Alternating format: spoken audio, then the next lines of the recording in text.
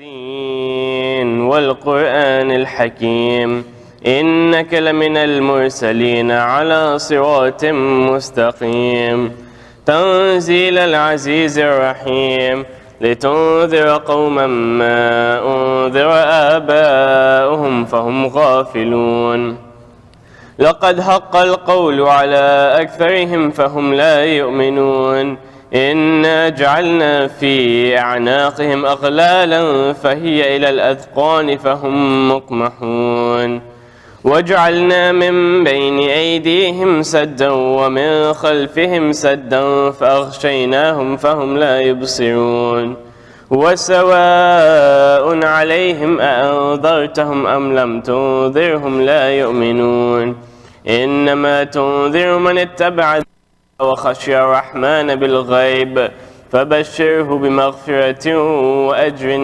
كريم إنا نحن نحيي الموتى ونكتب ما قدموا وآثارهم وكل شيء أحصيناه في إمام مبين واضرب لهم مثلا أصحاب القرية إذ أرسلنا إليهم كذبوهما فعززنا بثالث فقالوا إنا إليكم مرسلون قالوا ما أنتم إلا بشر مثلنا وما أنزل الرحمن من شيء إن تكذبون قالوا ربنا يعلم إنا إليكم لمرسلون وما علينا إلا البلاغ المبين قالوا إنا تطيرنا بكم لئن لم تنتهوا لنرجمنكم وليمسنكم منا عذاب أليم قالوا طائركم معكم أئن ذكرتم بل أنتم قوم مسرفون وجاء من أقصى المدينة رجل يسعى قال يا قوم اتبعوا المرسلين اتبعوا من لا يسألكم أجرا وهم مهتدون وما لي لا أعبد الذي فطرني وإليه ترجعون أتخذ من دونه آلهة إن يردني الرحمن بضر لا تغن عني شفاعتهم شيئا ولا ينقذون إني إذا لفي ضلال مبين إني آمنت بربكم فاسمعون قيل ادخل الجنة قال يا ليت قومي يعلمون بما غفر لي ربي وجعلني من المكرمين وما أنزلنا على قومه من بعده من جند من السماء وما كنا منزلين إن كانت إلا صيحة واحدة فإذا هم خامدون يا حسرة على العباد ما يأتيهم من رسول إلا كانوا به يستهزئون ألم يروا كم أهلكنا قبلهم من القرون أنهم إليهم لا يرجعون وإن كل لما جميع لدينا محضرون وآية لهم الأرض الميتة أحييناها وأخرجنا منها حبا فمنه يأكلون وجعلنا فيها جنات من نخيل وأعناب وفجرنا فيها من العيون ليأكلوا من ثمره وما عملته أيديهم أفلا يشكرون سبحان الذي خلق الأزواج كلها مما تنبت الأرض ومن أنفسهم ومما لا يعلمون وآية لهم الليل نسلخ منه النهار فإذا هم مظلمون والشمس تجري لمستقر لها ذلك تقدير العزيز العليم والقمر قدرناه منازل حتى عاد كالعرجون القديم لا الشمس ينبغي لها أن تدرك القمر ولا الليل سابق النهار وكل في فلك يسبحون وآية لهم أن حملنا ذريتهم في الفلك المشحون وخلقنا لهم من مثله ما يركبون وإن نشأ نغرقهم فلا صريخ لهم ولا هم ينقذون إلا رحمة منا ومتاعا إلى حين. وإذا قيل لهم اتقوا ما بين أيديكم وما خلفكم لعلكم ترحمون وما تأتيهم من آية من آيات ربهم إلا كانوا عنها معرضين. وإذا قيل لهم أنفقوا مما رزقكم الله قال الذين كفروا للذين آمنوا أنطعم من لو يشاء الله أطعمه إن أنتم إلا في ضلال مبين. ويقولون متى هذا الوعد إن كنتم صادقين ما ينظرون إلا صيحة واحدة تأخذهم وهم يخصمون فلا يستطيعون توصية ولا إلى أهلهم يرجعون.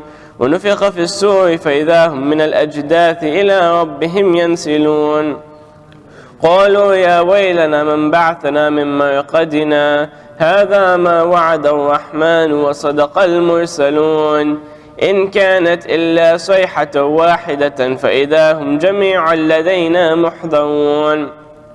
فاليوم لا تظلم نفس شيئا ولا تجزون إلا ما كنتم تعملون إن أصحاب الجنة اليوم في شغل فاكهون هم وأزواجهم في ظلال على الأرائك متكئون لهم فيها فاكهة ولهم ما يدعون سلام قولا من رب رحيم. وامتازوا اليوم أيها المجرمون ألم أعهد إليكم يا بني آدم ألا تعبدوا الشيطان إنه لكم عدو مبين وأن اعبدوني هذا صراط مستقيم. ولقد أضل منكم جبلا كثيرا أفلم تكونوا تعقلون هذه جهنم التي كنتم توعدون اصلوها اليوم بما كنتم تكفرون. اليوم نختم على أفواههم وتكلمنا أيديهم وتشهد أرجلهم بما كانوا يكسبون ولو نشاء لطمسنا على أعينهم فاستبقوا الصراط فأنى يبصرون ولو نشاء لمسخناهم على مكانتهم فما استطاعوا مضيا ولا يرجعون ومن نعمره ننكسه في الخلق أفلا يعقلون وما علمناه الشعر وما ينبغي له إن هو إلا ذكر وقرآن مبين لينذر من كان حيا ويحق القول على الكافرين. أولم يروا أنا خلقنا لهم مما عملت أيدينا أنعاما فهم لها مالكون وذللناها لهم فمنها ركوبهم ومنها يأكلون ولهم فيها منافع ومشارب أفلا يشكرون واتخذوا من دون الله آلهة لعلهم ينصرون لا يستطيعون نصرهم وهم لهم جند محضرون فلا يحزنك قولهم إنا نعلم ما يسرون وما يعلنون. أولم يرى الإنسان أنا خلقناه من نطفة فإذا هو خصيم مبين وضرب لنا مثلا ونسي خلقه قال من يحيي العظام وهي رميم قل يحييها الذي أنشأها أول مرة وهو بكل خلق عليم الذي جعل لكم من الشجر الأخضر نارا فإذا أنتم منه توقدون أوليس الذي خلق السماوات والأرض بقادر على أن يخلق مثلهم بلى وهو الخلاق العليم إنما أمره إذا أراد شيئا أن يقول له كن فيكون فسبحان الذي بيده ملكوت كل شيء وإليه ترجعون صدق الله العلي العظيم.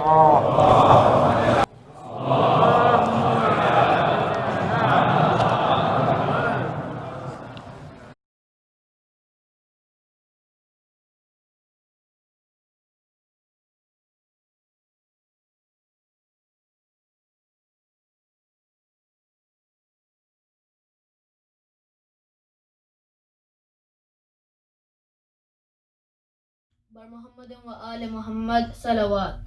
اللہم صلی علی محمد و آل محمد. کیا حال یہ امت نے زہرا کا بنایا ہے، پہلو بھی شکستہ ہے، تربت بھی شکستہ ہے، پہلو بھی شکستہ ہے، تربت بھی شکستہ ہے. خاتون کوئی غم سے یوں چور نہیں دیکھی، ایسی کوئی دنیا میں مستور نہیں دیکھی. 18 برس میں ہی لگتی جو ضعیفہ ہے، پہلو بھی شکستہ ہے، تربت بھی شکستہ ہے، پہلو بھی شکستہ ہے، تربت بھی شکستہ ہے. دربار میں ظالم نے کی ایسی پذیرائی، کس طرح سے تو بی بی پھر لوٹ کے گھر آئے. بالوں کی سفیدی نے سب حال سنایا ہے، پہلو بھی شکستہ ہے، تربت بھی شکستہ ہے، پہلو بھی شکستہ ہے، تربت بھی شکستہ ہے. تو روتی رہی گھر میں حیدر سے بھی چپ چپ کے، عصمت کی طرح دکھ بھی پردے میں رہے تیرے. کچھ درد تیرے بی بی بس جانتی فضا ہے، پہلو بھی شکستہ ہے، تربت بھی شکستہ ہے، پہلو بھی شکستہ ہے، تربت بھی شکستہ ہے. 2 ایسے جنازے ہیں تاریکی میں جو اٹھتے، بس گھر کے ہی لوگوں نے دونوں کو دیے کاند. ایک فاطمہ زہرا ہے، ایک بالی سکینہ ہے، پہلو بھی شکستہ ہے، تربت بھی شکستہ ہے، پہلو بھی شکستہ ہے، تربت بھی شکستہ ہے. مرہم تیرے زخموں کا بی بی نہ ملا اب تک، اولاد امیہ کی باقی ہے جفا اب تک. رونے پہ بھی پہراتا، تربت پہ بھی پہرا ہے، پہلو بھی شکستہ ہے، تربت بھی شکستہ ہے، پہلو بھی شکستہ ہے، تربت بھی شکستہ ہے. مہدی سے کوئی پوچھے کیا اس پہ گزرتی ہے، آواز بقیہ سے جب رونے کی آتی ہے، آنکھوں سے لہو رو کر وہ بھی یہی کہتا ہے، پہلو بھی شکستہ ہے، تربت بھی شکستہ ہے، پہلو بھی شکستہ ہے، تربت بھی شکستہ ہے. پر محمد و آل محمد صلوات.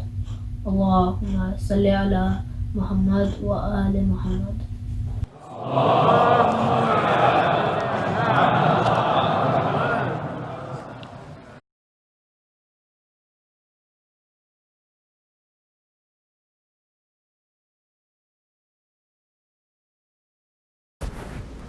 Bismillah ar-Rahman ar-Rahim.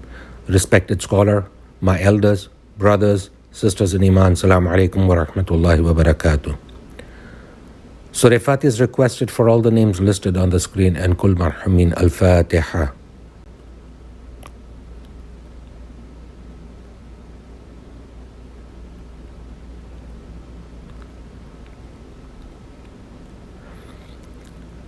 Ayama Yajibun is requested for all the names listed on the screen and whoever is in need of it here and elsewhere. Let us all recite it together. Bismillahir Rahmanir Rahim. Amma yujibul mustarra idha da'ahu wa yakshifu su. Amma yujibul mustarra idha da'ahu wa yakshifu su. أما يجيب المضطر إذا دعاه ويكشف السوء أما يجيب المضطر إذا دعاه ويكشف السوء أما يجيب المضطر إذا دعاه ويكشف السوء اللهم صل على محمد وآل محمد.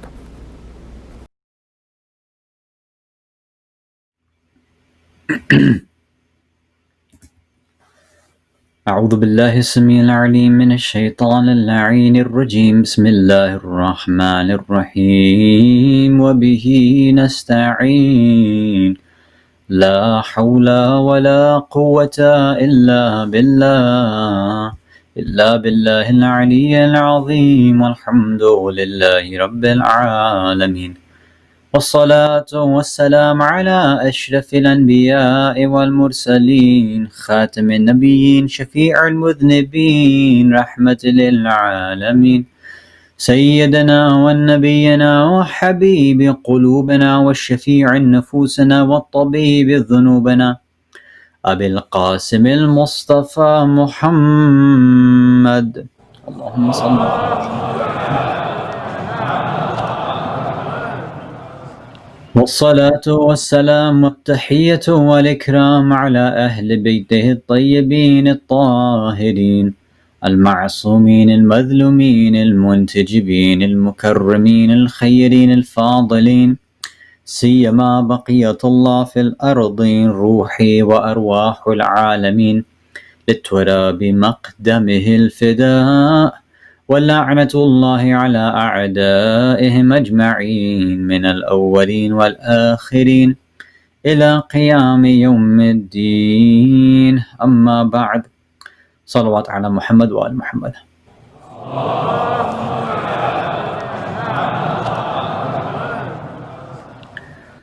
Mu'mineen, mu'minat, brothers and sisters in Islam and Iman, Salamun alaykum wa rahmatullahi wa barakatuh. We are commemorating the Shahada of our fifth holy Imam, Imam Muhammad ibn Ali Al-Baqir alayhi salatu wassalam.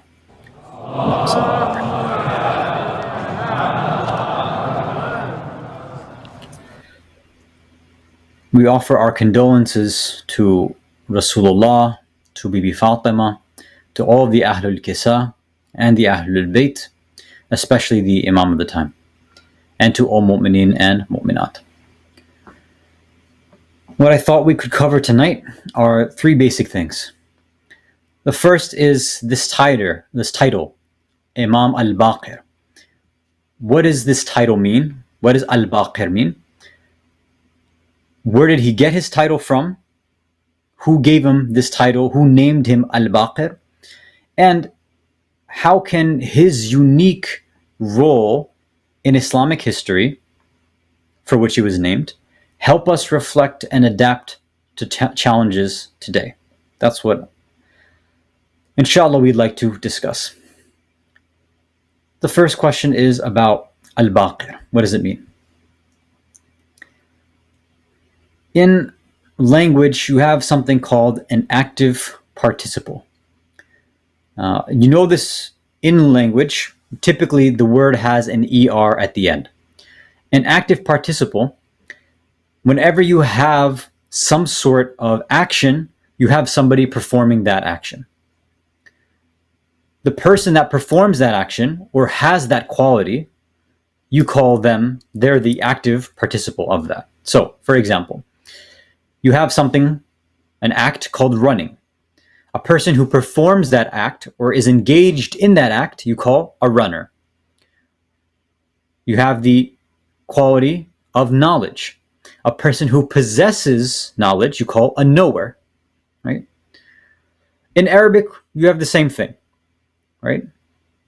You have an active participle. In Arabic, it's known as ismul fa'il, right? Or an active noun, or an active doer, an active agent, or a noun agent.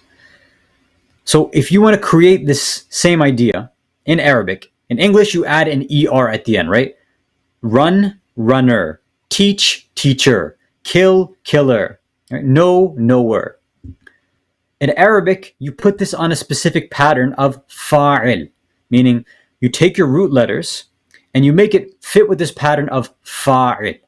And I'll give you some examples so you can understand. So we have knowledge, which is ilm.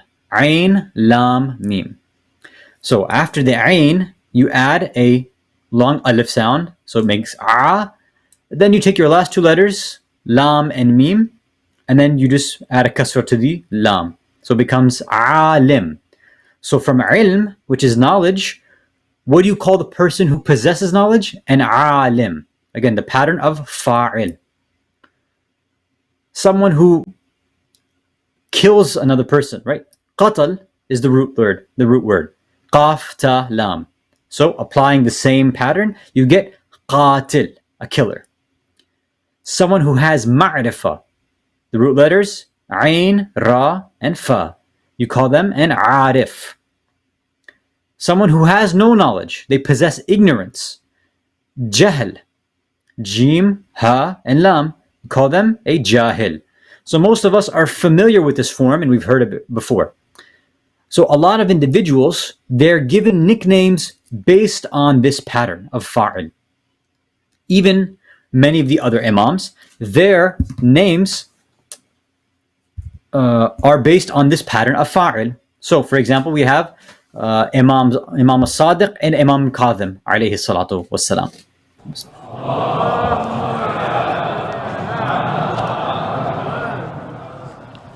So for the sixth Imam, he's Imam al-Sadiq, right? Fa'il, Sadiq, we know comes from Sidq, Sad, Dal, Qaf, which means truth or truthfulness.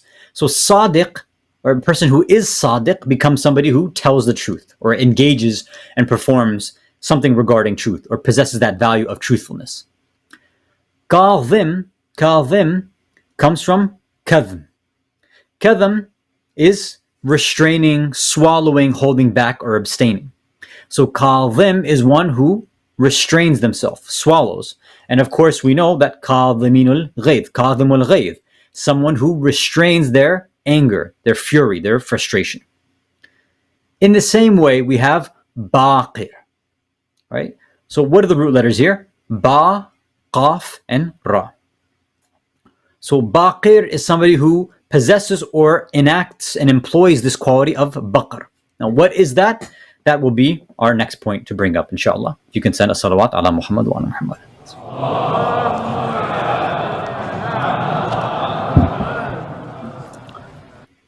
So baqr or baqara as a verb means to cut open, to slice, to rip apart, to divide. But it's not like any sort of other kind of cutting. So the scholars of language say this specific style of cutting, right? When baqara, when they cut something or open something, they open something, they cut something in such a way that whatever was not previously accessible becomes accessible. Whatever before was hidden now becomes open and revealed. So sometimes you use this in a very literal sense, right? Baqir sometimes refers to a lion. A lion is sometimes called a baqir. Why? Because when a lion attacks their prey, they don't just slash at them, right, and then take bites. They say that a lion rips open the belly of its prey, right? So whatever was inside now becomes open and accessible. That's why a lion would be considered a baqir. You can also use this metaphorically and allegorically. So if a person says, Baqara qissati, that this person or he revealed my story, he opened my story. Or Baqara sirri or asrari, that this person revealed my secrets. So we would use this in the same context, right? Because information was hidden before, it was closed, and then once the person, the narrator, the storyteller, the author revealed the information, then it became open. Now it's accessible to other individuals. So likewise, we attach this same idea to the Imam being Al-Baqir. And we can put it into the context that which he was named. When we put the full name out there, we realize that he is Al-Baqir al-Ilm, or Baqir al-Ulum. Baqir al-Ilm ul-Ulum al-Nabiyyin. He is what? He is the one who splits apart ilm. He opens up these sciences, the different disciplines, the different types of knowledge that are available. What does this splitting actually entail? All right.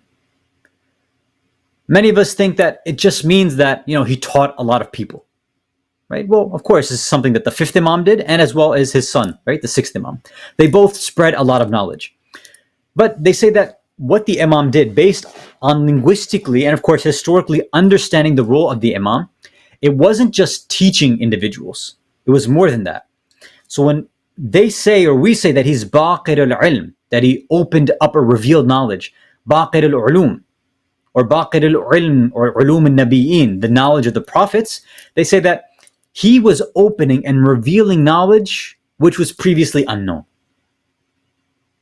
Information which previously was hidden for various reasons, this fifth Imam, was one of the first, if not the first, to open it up to the general public. And it wasn't just revealing the sciences and the information, which inshallah, if we have time, we'll talk about later.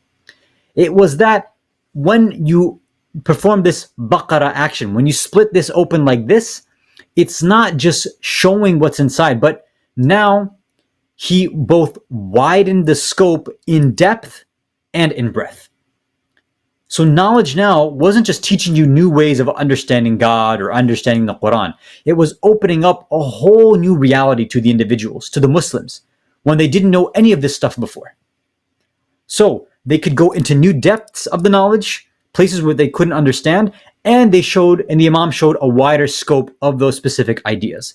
This is perhaps why this fifth Imam holds a very specific, important place in Islamic history. Salawat ala Muhammad wa ala Muhammad.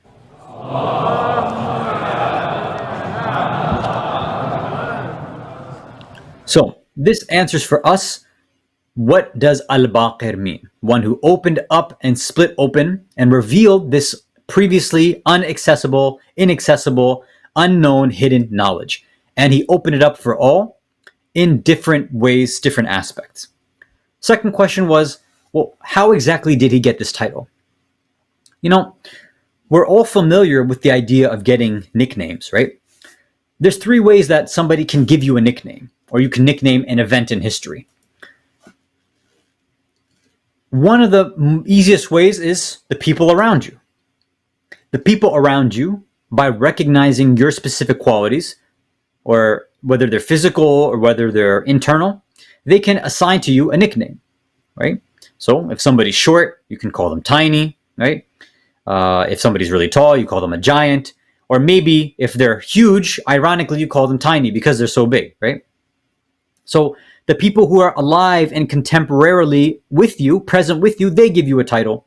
So for example, when I was not too much younger, but a little bit younger, back in New Jersey, my family, my friends, they used to call me Jesus. And I'll let you use your imagination as why they did that. So that's one way, to be told by people who are living at the same time as you, around you. The other way which happens is you don't get that nickname in your own time. It's after you pass away. After the person is long gone, right? They're just in the books of history. Someone else goes, researches that individual, and they assign a nickname to them. So we could do that, for example, in at least American history. We have this term that we use regarding, let's say, George Washington, Thomas Jefferson, James Madison, John Adams, all these who we call the founding fathers, right? Now, they didn't call themselves the founding fathers. It wasn't until, let's say, maybe almost 150 years plus after the events of, the original revolution in America, the independence.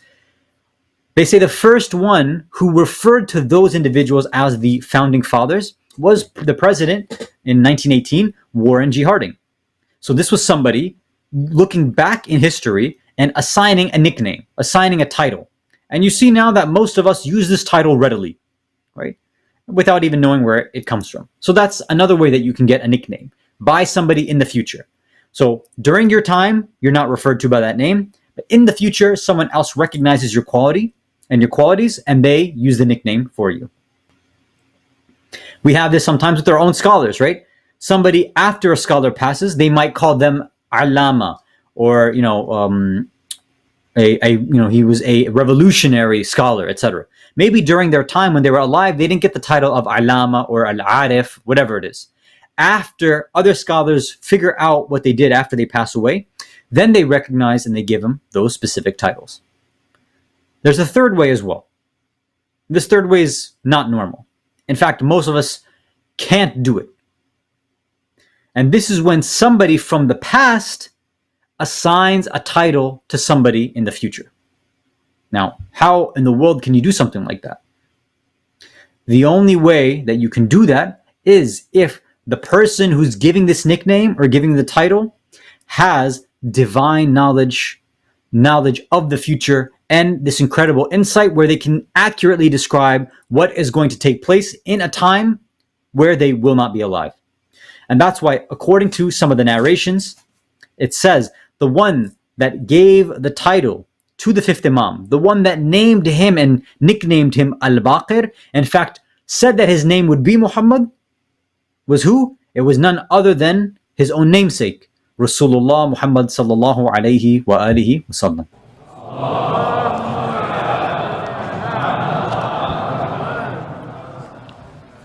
So, Rasulullah, in the narrations, they say that he told Jabir, right? And there's different versions of the narration, but for example, in one of them, Rasulullah is telling Jabir, he says, Ya Jabir, soon you will meet a son or a descendant of my son here. And he points to, at that point, Imam Hussein was very young. He was there in the gathering. So Rasulullah is pointing to Imam Hussein and telling Jabir, you're going to see a descendant of this person, of Imam Hussein, right? In some narrations, it says son of the son. In some, it says grandson. Regardless, it means descendant, right? So he points to Imam and says, you're going to see a descendant of him. When you meet that person, again, meaning the fifth Imam, when you meet him, pass him my salams. In other narrations, he goes into details. He says, his name will be my name. He'll have my name. He will look like me. He will talk like me. He will act like me. He'll behave like me. He'll be my shabi, etc. And then in many of the narrations, it says that he will be al-Baqir. Baqir al-ilm, Baqir al-ulum. He will open up knowledge. And there's two different narrations here. And one says, وَيَبْقُرُ الْعِلْمِ بَقْرًا. And he will completely split open and reveal knowledge in an absolute way. So this was a prophetic insight. This was wisdom granted, ilmul ghaib granted to Rasulullah. Now there's two different parts here which I think are really interesting. Obviously, the one part is obvious, which the Holy Prophet, of course, has this insight, and he can be granted this insight by Allah to the future. That's why he can say so many generations down that this will be a person who will have the same name as me, he'll look like me, and he will do this, right? He will open up the gates of knowledge. Okay, well, we expect that from Rasulullah, obviously, right? But the other part, which I think is interesting, is that he is telling Jabir, which means then he also knows that Jabir will be alive long enough so that he can go and meet the fifth Imam. You see, it's one thing for the Prophet to know about his own lineage, right? To know that, his descendant will be like so-and-so. Maybe we can reconcile that, okay. But he knows so much. Allah has granted him so much ilmul ghaib and divine knowledge that he knows that Jabir will be the one living that long, and he will actually meet Imam Baqir alayhi salam. So this shows us the depth to which Rasulullah has understood things, right? Salawat ala Muhammad wa ala Muhammad.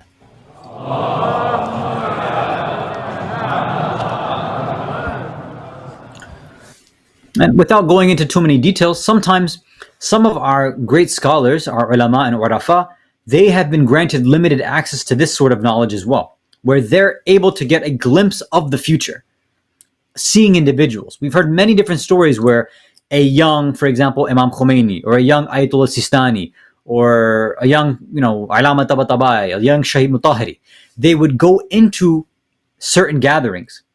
And the ulama who are present, who see them at a young age, would say, this child will in the future do so-and-so. They'll be a great scholar. They'll be this, they'll be that. So this level of insight is something that's available for those who put in the actual effort. Okay. So this was our second question, right? Where did he get his title? It was given by someone who had access to divine knowledge, which was Rasulullah. And he told Jabir, and Jabir then met the Imam, even when he was blind. He was able to meet the Imam, and he told him and narrated to him what Jabir had said. So he had said to him, your grandfather, Rasulullah, sends his salams. And of course, Imam Baqir says, wa alayhi Rasulullah salam, right? And he replies to the salam of his holy grandfather. Salawat ala Muhammad wa ala Muhammad.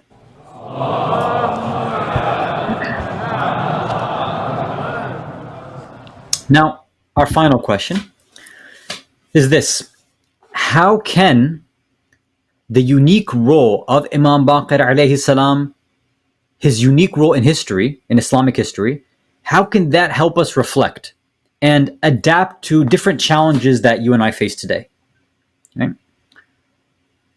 One of the kind of very normal and I'd say oft repeated questions, in our communities, it comes up in a Q&A almost every single time.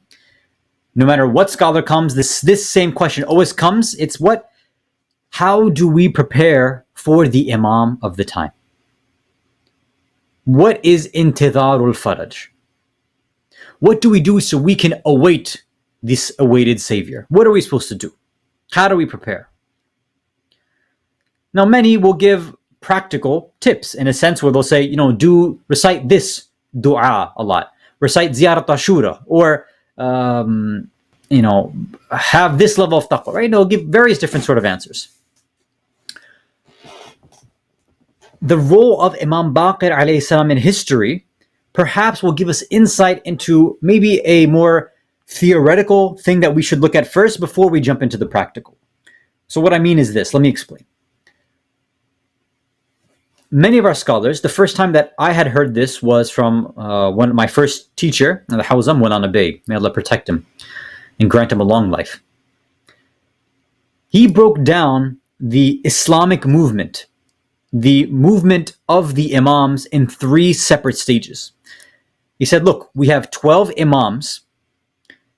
You can divide each of them into 4, right? 4 Imams, and therefore you get, 12 divided by 4 is 3. 3 unique stages in Islamic history with 4 Imams each. So let's look at each stage.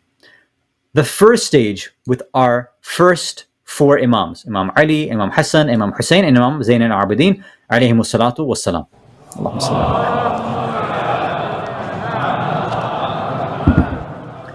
He said, if you want to analyze and break down what their main job is or was, what were they doing? They were trying to establish the basic building blocks and the foundations for Islam. That's it. People had lost, after the Holy Prophet had passed, people had lost sight of basic Islam very clearly, right? We can see this from Saqifa, right? From that day. So with Imam Ali, with Imam Hasan, with Imam Hussein, with Imam Zayn al-Abidin, the idea is to try to get the Ummah back to the place they were during the time of the Holy Prophet. Give them the basic understanding of Islam. right? The fundamentals, or what we would say the usul, the first part of Islam. After that, after to some degree, the Muslim Ummah now gets it. After we see they abandon the Imams little by little, right? After they allow all of our Imams to become shaheed in the worst way possible, with culminating in Karbala. Then Imam Zainul Abidin alayhi salam, we see continuing in the trend, but pushing forward with the usul. Now the next stage takes place, where you have the 5th, 6th, 7th, and the 8th Imams. Now that the foundations and the groundwork has been laid, what do? They start pushing to the next, and they start imparting knowledge upon the general Muslims. Because now that they've understood the foundations, building blocks, the bunyad of Islam, now they can give them the tools that they need. They can give them the skill sets that they need to be true mu'mineen, true ulama, and true urafa. Or what we would say is, if in that first stage, the first 4 Imams are establishing the usul ad-din, now the next 4 Imams are trying to establish and teach and impart the furu' ad-din. What we say, the secondary, the branches of Islam. Or what we'd say here is the tools and the skills needed to apply the usul ad-din. And you see this first with the 5th and the 6th Imam. Establishing schools, taking all these companions and training them, giving them all this information, regardless of what their theological background is, right? They didn't discriminate, right? Whether somebody was Sunni Shia, didn't matter. Now, of course, depending on your background, they would get different types of knowledge, but generally, the Imams, especially the 5th and 6th, that's why they're both known as, many of us don't know this, both of them are actually known as Baqirain, the 2 Baqirs, the 2 ones that split open and revealed the knowledge. And they're also both known as Sadiqain. So, although one is Al-Baqir and one is As-Sadiq, technically in history, according to many, they both had these nicknames given to them because they were both, what? Opening up knowledge, revealing knowledge, making things more accessible for the general public and for the secret companions that they had. At the same time, Sadiq, meaning they were telling the truth. Or, although the deeper meaning of Sadiq is that they were explaining reality to individuals. Okay, so this is the next 4, the second group of the Imams. Now, what about the last 4? The 9th, 10th, 11th, and the 12th. Now that the Muslims have the usul, they have the foundations, then they've been given the tools and the skills, the knowledge that they need. Now what's left? What's left is the application. What do you do after the Imams have taught you the tools to become a self-sufficient Muslim? They've taught you what it means to believe in wilayah. Now what? Now the Imams, the last 4 Imams say, we're going to set you up and give you a practice run. We're going to help you and set up the stage so that you can apply the principles that we've taught you. And how do we do that? Through a concept called ghaiba. We're going to hide. We're going to become inaccessible to you.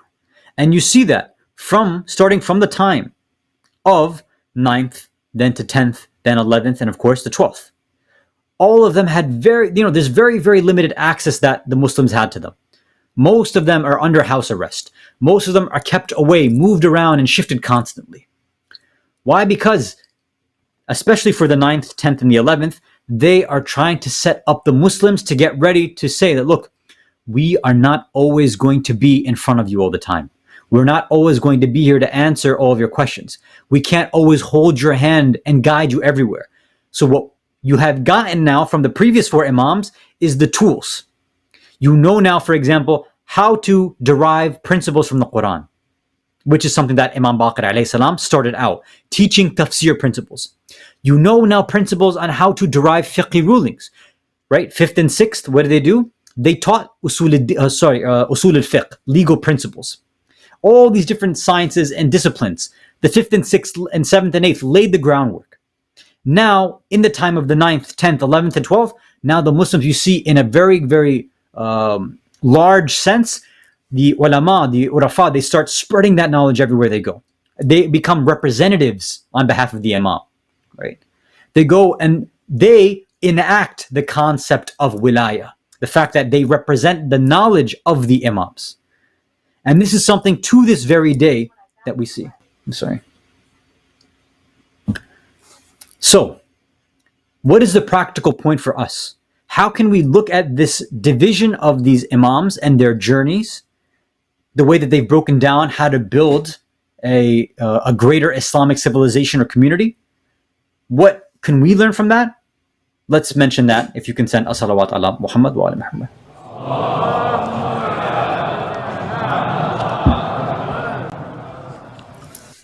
Many of us only focus on the final part, which is we're in ghaiba. What do we do to connect with the imam of the time? Right? It's almost as if we are jumping to the third stage of the imam's mission. That, hey, we're in ghaiba. Let's apply all the rules now. What do we do in terms of politics? What do we do for our center? What do we do for this and that? Right? We're jumping to that final stage. But the problem is, most of us have skipped the first two stages. We skipped the fundamentals, the usul, and we are skipping the furu', the education part. If we don't have those first two aspects that the imams worked so hard, 8 imams worked so hard to establish, then the final stage of what to do in ghaiba won't have any meaning for us whatsoever. If we abandon the fundamentals of the religion, then we can't understand the tools or the skills we need to apply the fundamentals. If we don't have those tools, the skills needed, then we're going to have no idea what to do in the ghaiba, which we're in right now. We have to be careful of trying to jump to stage 3 when we haven't understood stage 1. Have we, and this is a question all of us need to really be reflective and introspective, have we gone through these stages or not? As an individual, do I really understand the fundamentals of my religion? Especially right now, where atheism is on the rise, many individuals in our communities, in families, the parents are, let's say, practicing. The kids now are saying, we're atheists, we don't believe in this stuff. Or let's say they believe in God, but they said, look, I believe in God and general ideas of Islam, but I don't need to pray, I don't need to fast, I don't need to do any of these things. How are we actually able to address these ideas? Some of us, unfortunately, we can't do it. And when we try, we come off like, sorry to say, like jerks. We're just rude. We say, oh, you don't know what you're talking about. And you're just following some progressive ideas. And, something's wrong with your fitrah and your soul. People have legitimate questions. There's a big movement right now in the modern world where atheism is a normal trend. It's cool to be an atheist. And you're ridiculous if you believe in religion. We are living in a country where you shouldn't be religious. It's not normal. Especially for youth, even elders.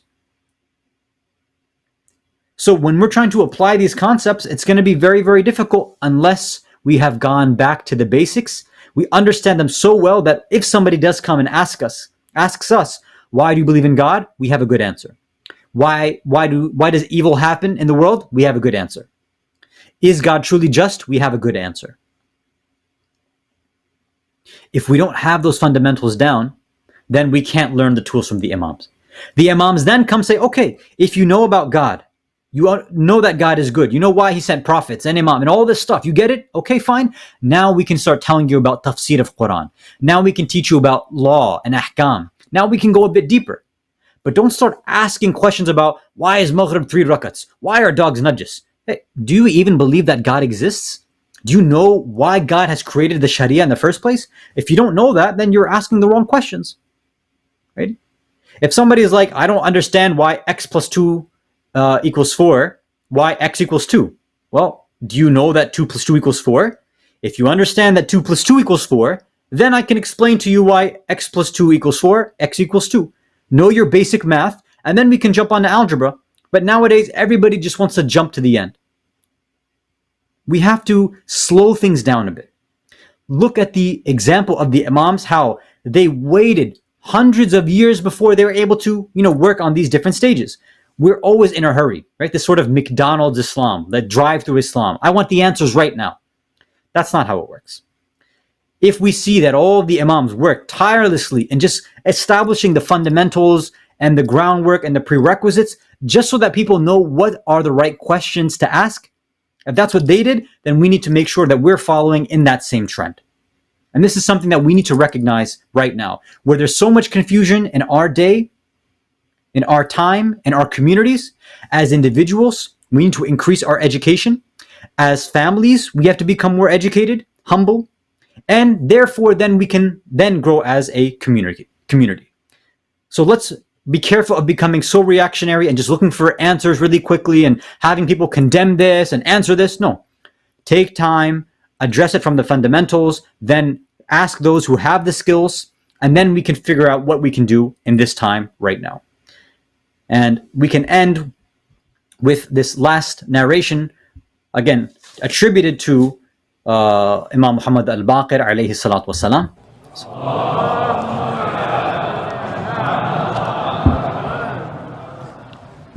And we see many of his narrations were about a focus on knowledge, to get people back into the idea of asking questions, seeking knowledge, being humble. One of these narrations, which is attributed to him, which he narrates on behalf of the Prophet, he says, the virtue of knowledge is more lovable with Allah than the virtue of Ibadah. Isn't that amazing? He's saying that going after knowledge, ilm, being an alim, being a student of knowledge, being a humble person, learning more, is more virtuous, more lovable than ibadat, than worshipping and praying and fasting and all this. Now, don't abandon those things, obviously, right? It's not that, well, I'm not going to pray and fast because I don't know why. No, keep doing what you're doing, but make sure you complement and supplement that with proper education as well. There's so many different things available in the modern world. Classes are happening, especially with COVID going on. You can find a class, a workshop, for anything. And there's so many people available who are willing to do these things. Now, some will do it for free, and some, well, they're going to ask for, a little bit of compensation, let's say, right? So everybody's going to be different. But sometimes you got to pay to play, right? He ends the narration and says, the best thing in your religion is taqwa. Now, how does this tie in? Well, if a person is God conscious, if they're aware, if they have taqwa, then they know the best way to get to God is to be truly aware of who He is, have ma'rifah of Allah. Once you have ma'rifah of God and recognize who He really is, from the words of the Quran and Ahlul-bayt, then your education will make sense. Then you'll know other things that you can study. Then you'll be a bit more humble. So let us now make sure we follow in the footsteps out of respect and out of love for our holy fifth Imam, that we see that he opened up knowledge for all of us. Let us follow in his footsteps, grab onto the knowledge that all of our Imams, especially those Imams, have followed. Let's attach with those ulama who have passed those things down. Let's not take things for granted. Let's humble ourselves, even go back to the fundamentals and the basics if we have to, so that we can therefore earn the right to prepare ourselves to figure out what to do in this day and age, in the ghaiba of the Imam of our time, Imam al-Mahdi, ajjalallahu ta'ala farajuhu sharif.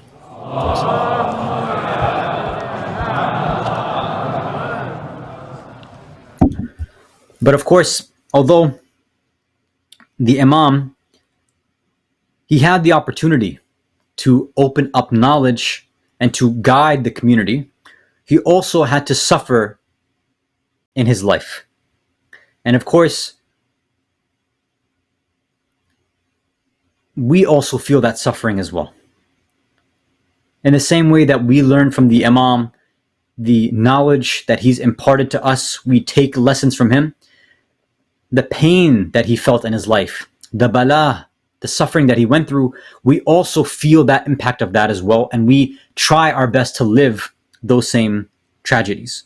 We try to empathize with the Imam as best as possible. And this is why musibah, masa'ib, and gham is so very important as a lesson. And that's why we say Karbala is a school.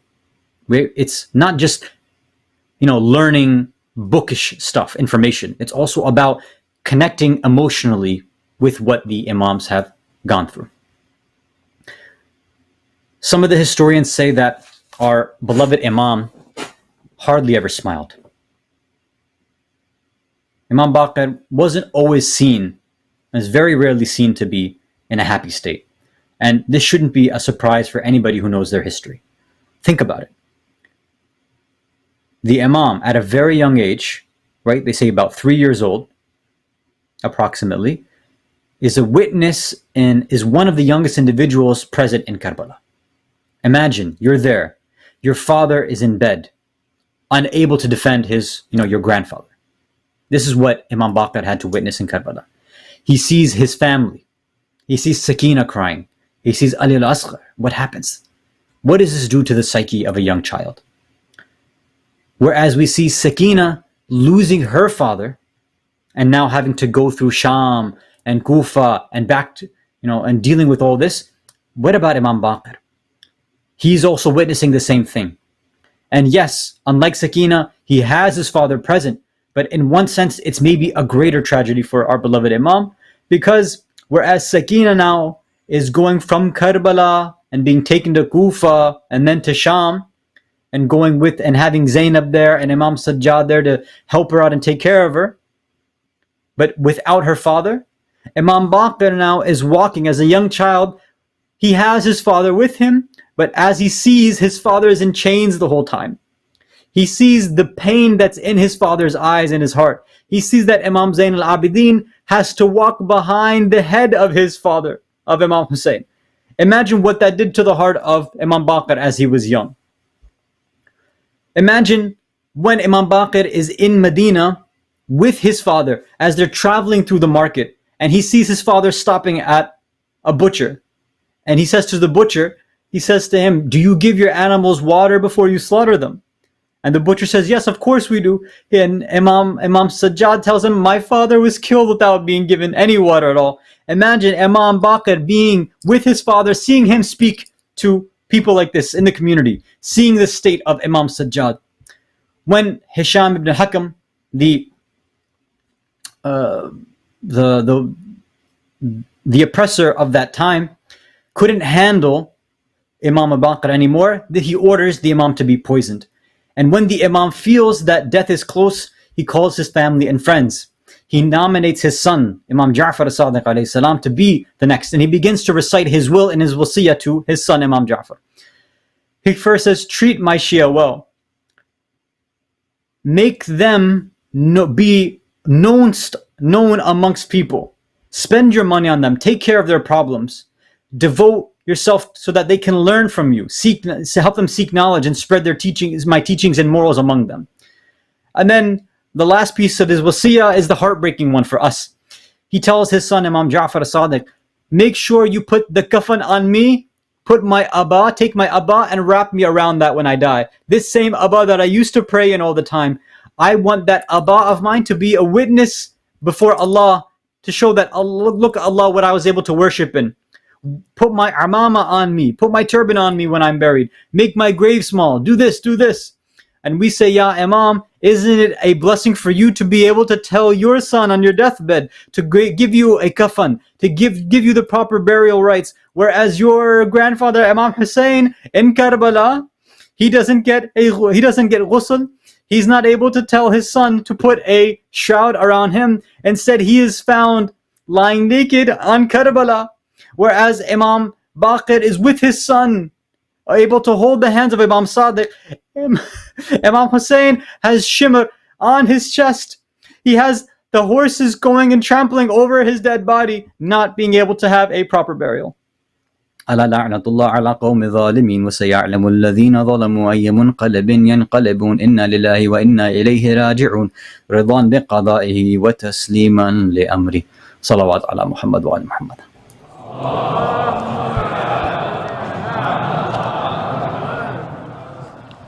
حسين الغريب الغريب الحسين شهيد الشهيد الشهيد الحسين حسين الغريب الغريب الحسين شهيد الشهيد الشهيد الحسين حسين الغريب الغريب الحسين شهيد الشهيد الشهيد الحسين سلام हो तुम्हें शहे Karbala सलाम हो तुम्हें कतीले जफा سلام ہو تمہیں اے شہ کربلا، سلام ہو تمہیں اے قتیل جفا، سلام ہو تمہیں دین کے پیشوا، شہید الشہید الشہید الحسین، حسین الغریب الغریب الحسین،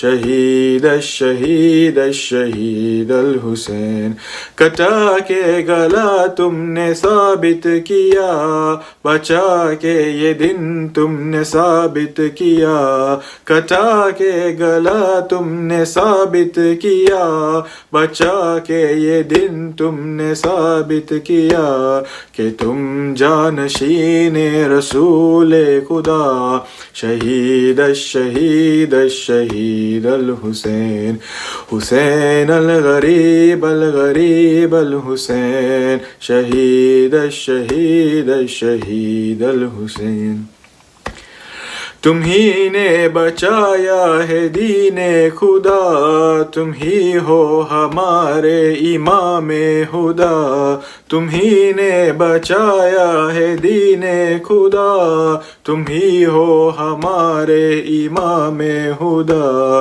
تم ہی ہو تو شافی روز جزا، شہید الشہید الشہید الحسین، حسین الغریب الغریب الحسین، شہید الشہید الشہید الحسین، حسین الغریب الغریب الحسین، شہید الشہید الشہید الحسین، ہمیں کربلا میں بلاؤ حسین، ہمیں اپنا روزہ دکھاؤ حسین، ہمیں کربلا میں بلاؤ حسین، ہمیں اپنا روزہ دکھاؤ حسین، بنے ہم انبیاء کے زوار حسین، شہید الشہید الشہید الحسین، حسین الغریب الغریب الحسین، شہید الشہید الشہید الحسین، حسین الغریب الغریب الحسین، شہید الشہید الشہید الحسین، ہمیں کربلا میں بلاؤ حسین، ہمیں اپنا روزہ دکھاؤ حسین، ہمیں کربلا میں بلاؤ حسین، ہمیں اپنا روزہ دکھاؤ حسین، بنے آ کہ ہم بھی زوار حسین، شہید الشہید الشہید الحسین، حسین الغریب الغریب الحسین، شہید الشہید الشہید الحسین، حسین الغریب الغریب الحسین، شہید الشہید الشہید الحسین، محمد وآل محمد صلوات اللہم صلی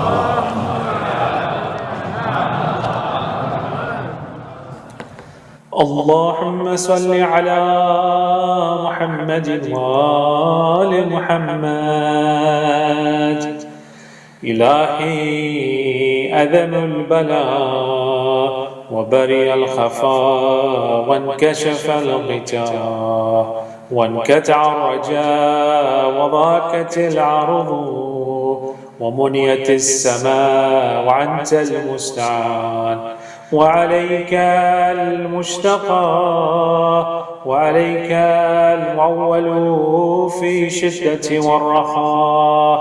اللهم صل على محمد وآل محمد أولي الأمر الذين فرضت علينا طاعتهم وعرفتنا بذلك منزلتهم، ففرج عنا بحقهم فرجا عاجلا قريبا كلمح البصر أو هو أقرب يا محمد يا علي يا محمد. اكفياني فإنكما كافيان وانصراني فإنكما ناصران يا مولانا يا صاحب الزمان. الغوث الغوث الغوث أدركني أدركني أدركني الساعة الساعة الساعة العجل العجل العجل يا أرحم الراحمين بحق محمد وآله الطاهرين. السلام عليك يا أبا عبد الله، السلام عليك يا ابن رسول الله، السلام عليك يا ابن أمير المؤمنين وابن سيد الوسيين، السلام عليك يا ابن فاطمة الزهراء سيدة النساء العالمين، السلام عليكم ورحمة الله وبركاته. السلام عليك يا مولى ابن مولى، السلام عليك يا غريب الغرباء، السلام عليك يا سلطان أبو الحسن علي بن موسى الرضا ورحمة الله وبركاته. السلام عليك يا صاحب الزمان، السلام عليك يا خليفة الرحمن، السلام عليك يا شريك القرآن، السلام عليك يا كعبة الإيمان، السلام عليكم يا أهل بيت النبوة جميعا ورحمة الله وبركاته. بسم الله الرحمن الرحيم. اللهم كل وليك الحجة ابن الحسن صلواتك عليه وعلى في هذه الساعة وفي كل ساعة وليا وحافظا وقائدا وناصرا ودليلا وعينا حتى تسكنه أرضك طوعا وتمتعه فيها طويلا.